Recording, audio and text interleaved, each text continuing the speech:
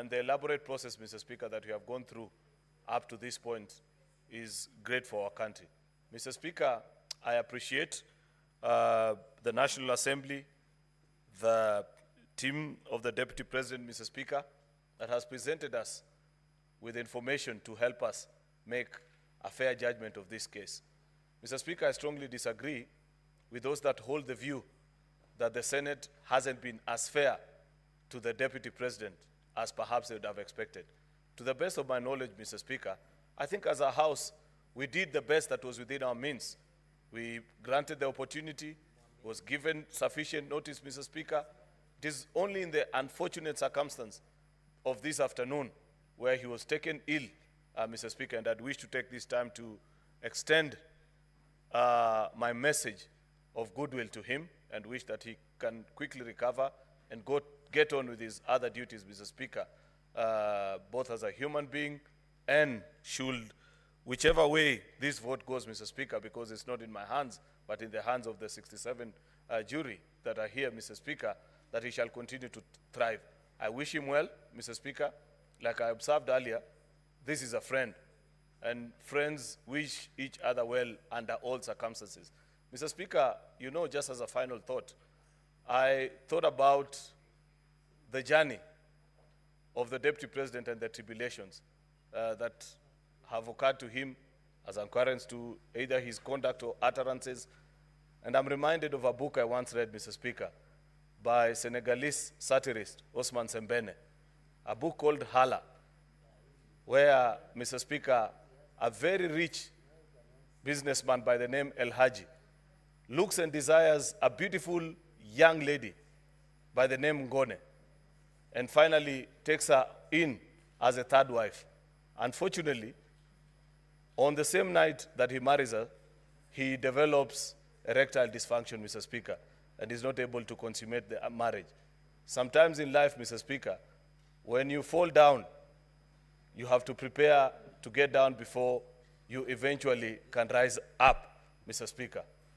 I do hope, Mr. Speaker, that even in this particular process, the Deputy President will emerge stronger, better, as a human being, as a leader, and that there can be better days ahead for him.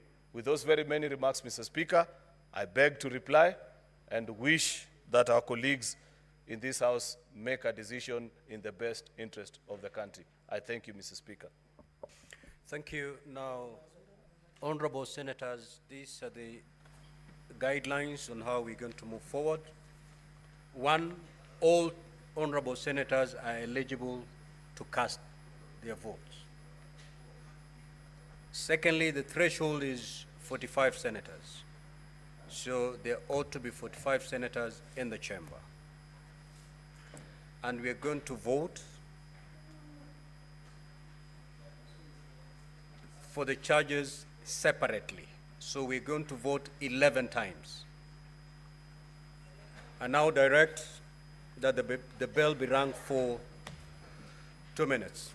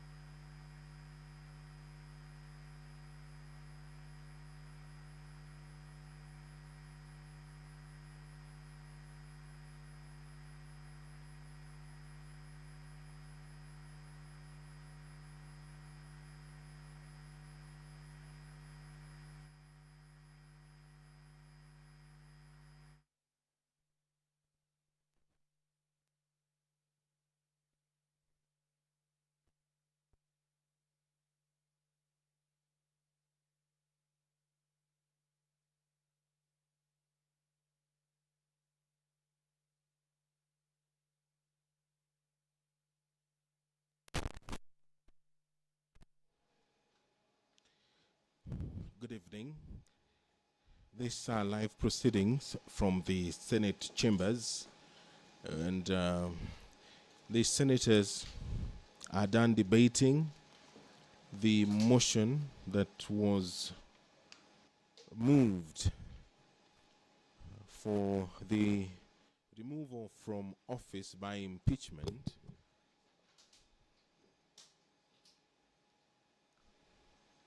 you're watching live pictures from the Senate where debate has been concluded.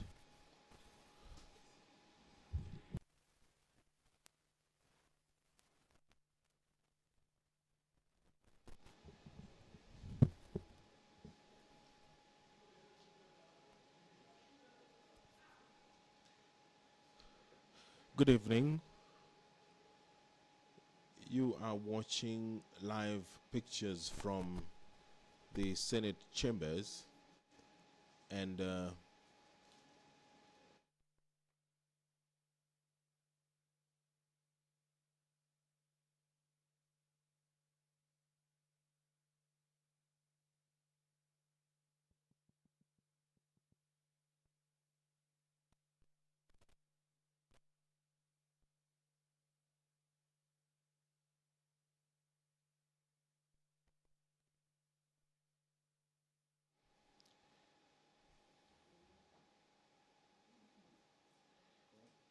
the senators are done debating the motion that was moved seeking the removal from office by impeachment the Deputy President of the Republic of Kenya.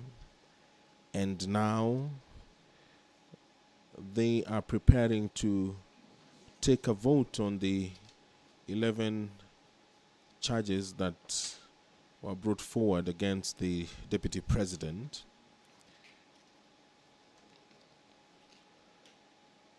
Charge 1, gross violation of Articles 10, Sub-Article 2A and B and C, Article 27, Sub-Article 4, Article 73, Sub-Article 1A and 2B, Article 75, Sub-Article 1C,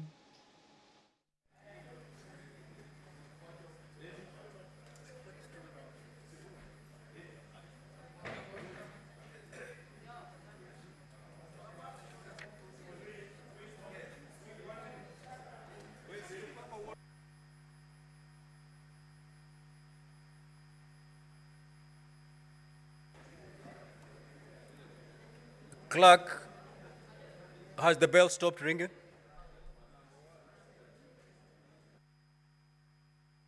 Sergeant at Arms, kindly close the doors and draw the bar.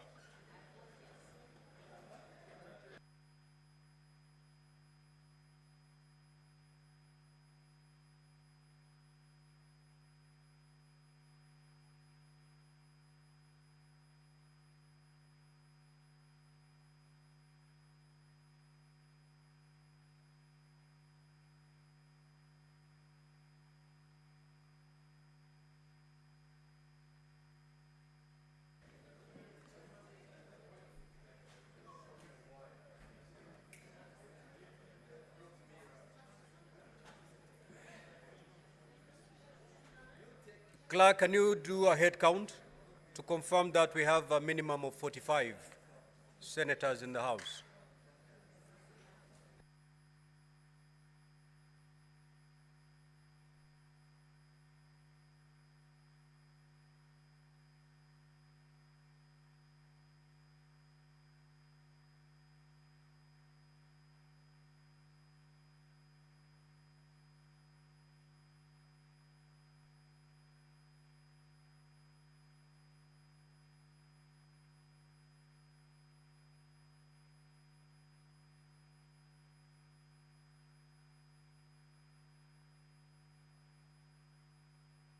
Order, honorable senators.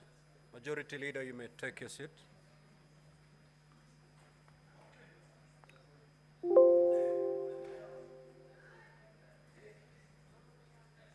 Now, honorable senators, we are moving to division. I will first put the question. Voting shall be electronically.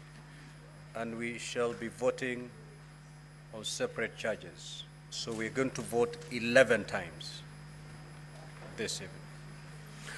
I'll proceed to put the question. Honorable Senators that are aware that the National Assembly on the 8th of October 2024 resolved, with the support of 282 members, being at least 2/3 of all members of the National Assembly, that pursuant to the provisions of Article 145(2), as read with Article 151(b) and 2 of the Constitution, and Standing Order 65(2) of the National Assembly Standing Orders, His Excellency Rigathi Gachagua, EGH, Deputy President of the Republic of Kenya, be removed from office by impeachment on the grounds specified in the special motion. Whereas by a letter reference NA/DLP/TBO/MTS/2024 into brackets 25, dated the 8th of October 2024, and received in the office of the Speaker of the Senate on the 9th of October 2024, the Speaker of the National Assembly informed the Speaker of the Senate of the approval of the special motion by the National Assembly, and further forwarded to the Speaker of the Senate documents in evidence of the proceedings of the National Assembly. Further, whereas pursuant to Article 145, as read with Article 150, 1B and 2 of the Constitution, and Standing Orders 78 and 79 of the Senate Standing Orders, the Senate had the National Assembly on the grounds for the proposed removal from office by impeachment of His Excellency Rigathi Gachagua, EGH, Deputy President of the Republic of Kenya.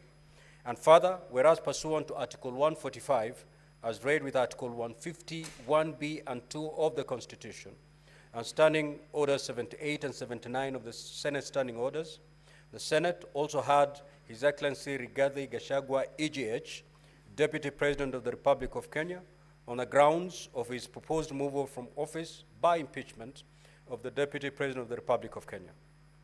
Now, therefore, pursuant to Article 145, as read with Article 150, 1B and 2 of the Constitution, and Standing Order 78 and 79 of the Senate Standing Orders, the Senate resolves to remove from office by impeachment His Excellency Rigathi Gachagua, EGH, Deputy President of the Republic of Kenya, on the following grounds. 1, gross violation of Articles 10, 2A, B, and C, 27(4), 73(1)A and 2B, 75(1)C, and 129(2) of the Constitution, and Article 147(1) as read together with Article 131(2)C and D of the Constitution. 2, gross violation of Article 147(1) and 152(1) of the Constitution by undermining the President and the Cabinet and the effective discharge of the national government's executive mandates. Number 3, gross violation of Article 6(2), 10(2)A, 174, 186(1), 189(1), and the fourth schedule to the Constitution by undermining devolution.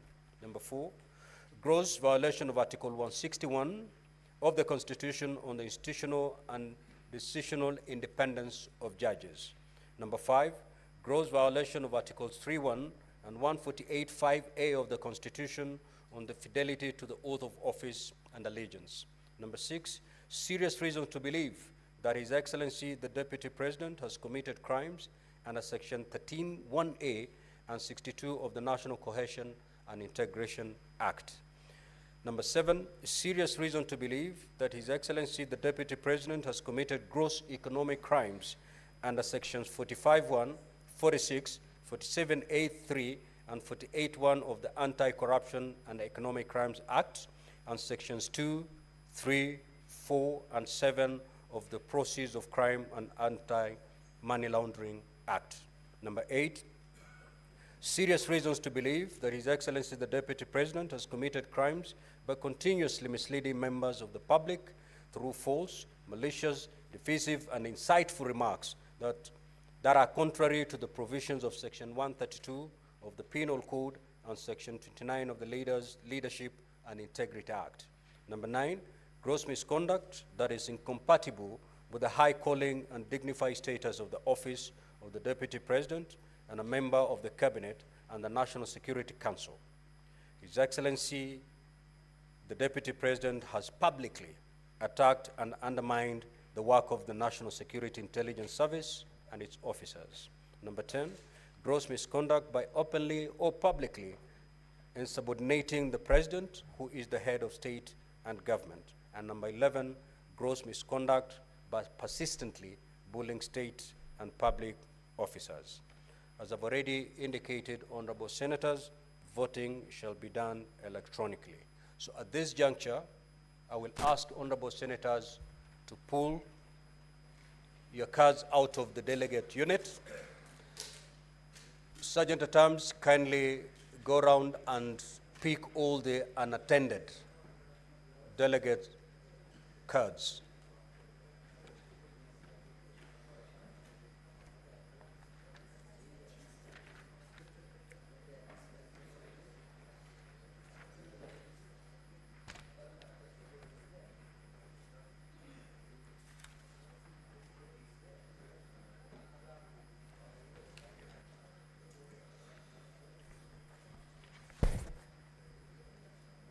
Sergeant at Arms, if you're done collecting the unattended cards, we're good.